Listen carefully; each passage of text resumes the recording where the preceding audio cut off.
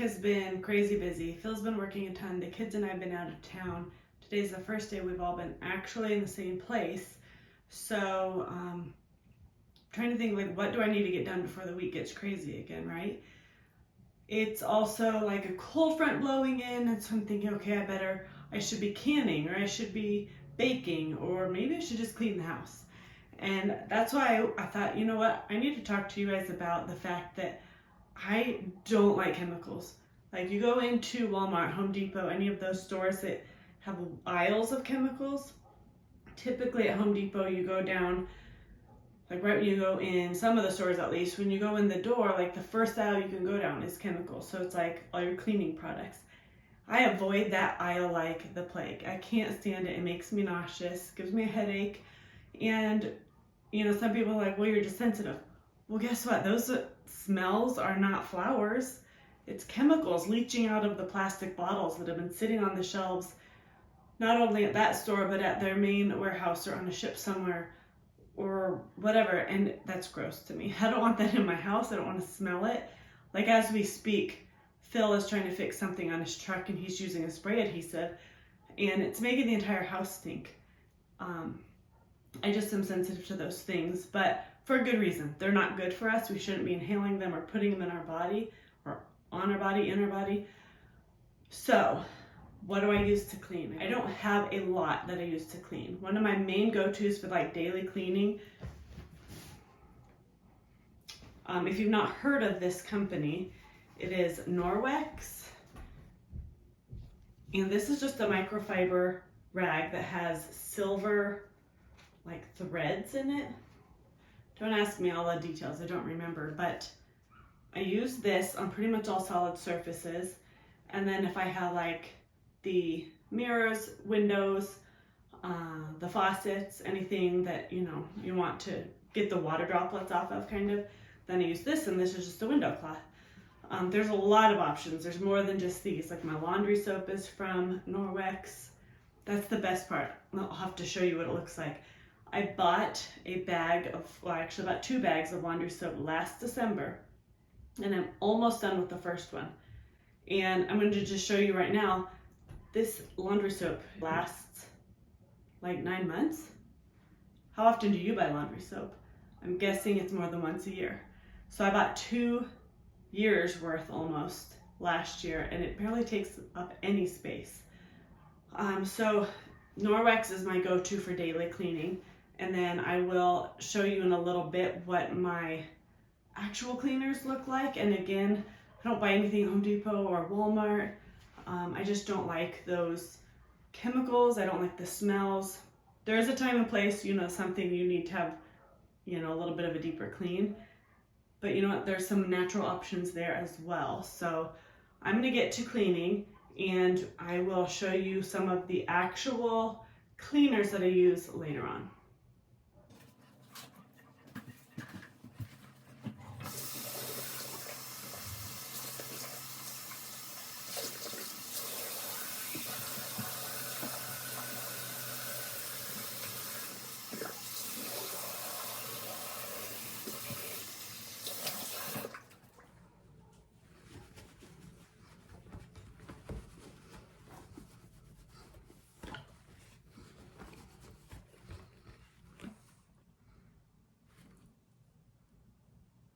Like I said, the kids and I were out of town the last couple of days. We went to Montana to house sit for a friend and just kind of hung out with my family because our friends were gone. So this is all it takes for even the mirror. Like, you use this with just warm water, and then you go in with the window cloth and kind of buff it up, get rid of all the watermarks.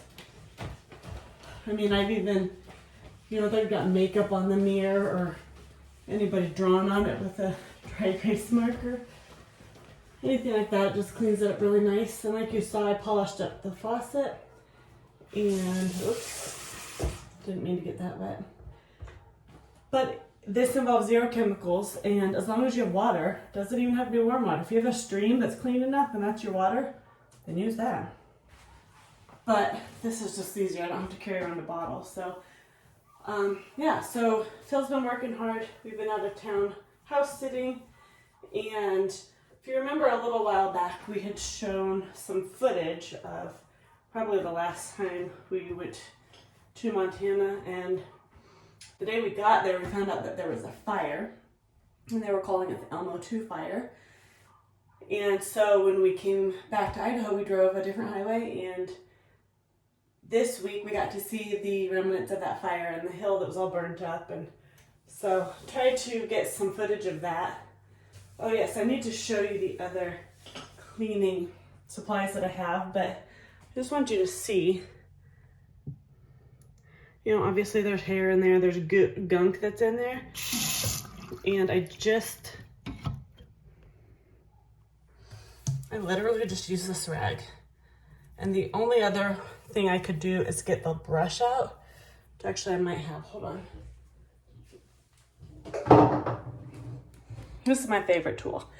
Also from the same company, but just get in there, it has little rubber bristles. So it's not gonna scratch anything. It works good for cleaning the sink, carpets, really good on getting dog hair out of the car.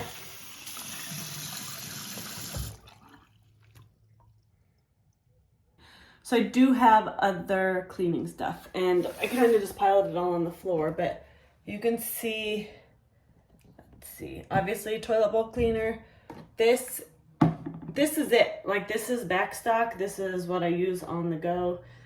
So I have my spray bottles, but then this is actually what I'm buying, and this will last me.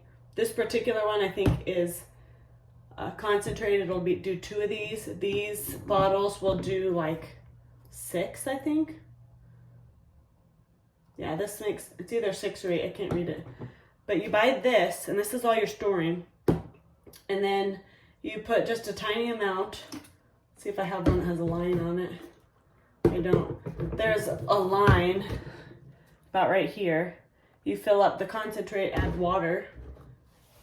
Because honestly, that's what you're shipping around the world, is a big bottle of water with a little bit of stuff in it. So just put your own water in. So this is all I keep under the sink or in a drawer, in the closet, whatever. And then I fill these up as needed. So this all comes from a different company. This all comes from MELALEUCA. It's based out of Idaho. Yeah, Idaho. NORWEX, which is where the rags come from, that company is based out of Arizona. But I wanted to show you 2, I guess, fancy things that I like of theirs. So I told you about my laundry soap. This bag has lasted me 9 months. So this is my backup bag. And it is a teaspoon of laundry soap. That's all I put in there. And, you know, unless I'm washing like super crazy stuff, like if Phil's been working on the car or something, then I might do more. But I use it for other things as well. But 1 teaspoon is all it takes to wash a large load of clothes.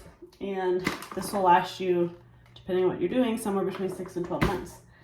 And so if you are new to our channel, you maybe don't remember or don't know that we lived in our trailer for 4.5 months. We were traveling. And there's no way I was going to go to Costco and buy some big bucket of laundry soap. I put some of this in a quart-sized mason jar, and that's what I had for the whole time, and we didn't even use it all.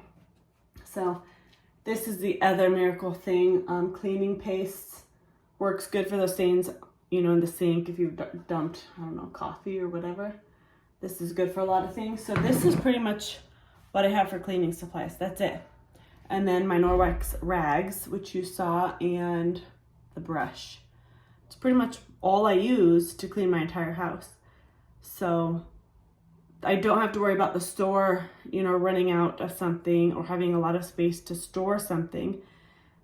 And honestly, price-wise, you're going to think this is going to feel more expensive, okay, than buying just a bottle of, this is like a all-purpose cleaner. This might feel more expensive, but you have to remember this is 8 bottles of cleaner, okay? So I'm going to use this 8 times before I have to buy more. So it really isn't more expensive. It's a bit cheaper. Natural products. I told you about the one product I do use to spray on like doorknobs and stuff.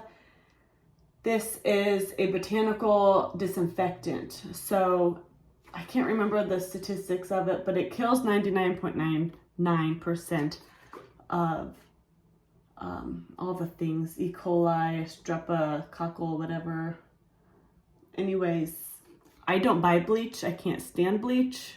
I see no purpose besides ruining my shirts or my clothes in bleach. This is what I use, and it's like lemon and basil, like a lot of botanical natural things that help disinfect. So you can use it to clean, sanitize, disinfect, or deodorize. So good stuff right there.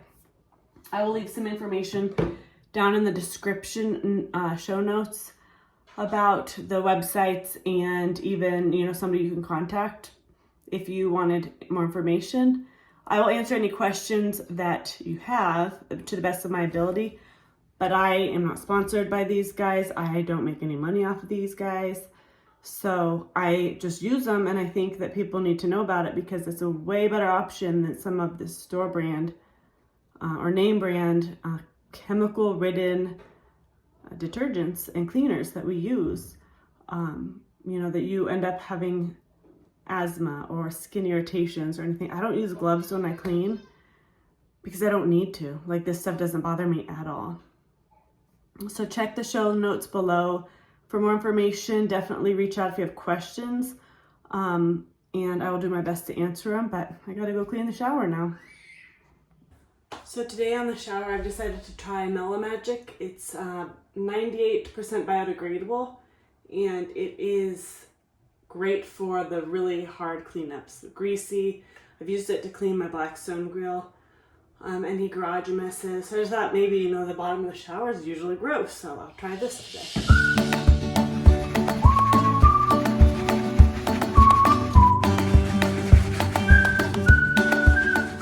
I do know the lighting here is horrible, but I do promise you it is much cleaner than it was before.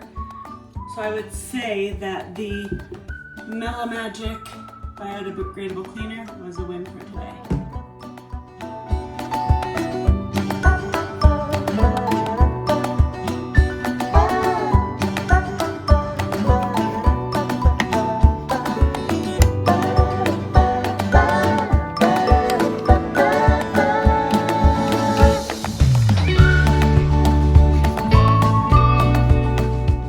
So we drove to the Kalispell area to house sit for our friends while they were out of town at a wedding, and not only was it good to just be back and see friends and the amazing sunset that Montana does offer,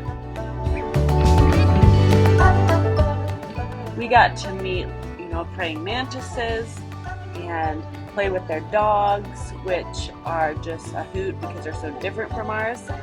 But we also had to wrangle a chameleon that decided to get out. We also scored an amazing harvest of squash, zucchini,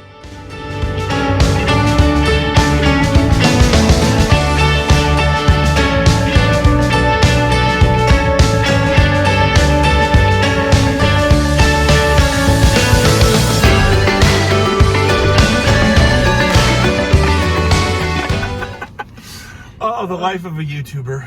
Technology's hard, and I usually just take pictures, and then I'm like, nope, wrong button, and then I start the video facing out, and every time, every single time. And then the green button, the little green light, it moves around. Depends on what. Anyway. It's been a good Saturday. Yeah, he's been busy all day, like tinkering and doing stuff, so that's been fun. My work truck, I have a early 2000s Ford, and the upholstery was starting to come off on the middle console, so I spent all day trying to get it put back together because the quote I got, I'm not paying it. So, and this is not a new thing. It's been going downhill for a couple years. Yeah, for a while. So I wouldn't say I'm a master upholsterer, if that's the word.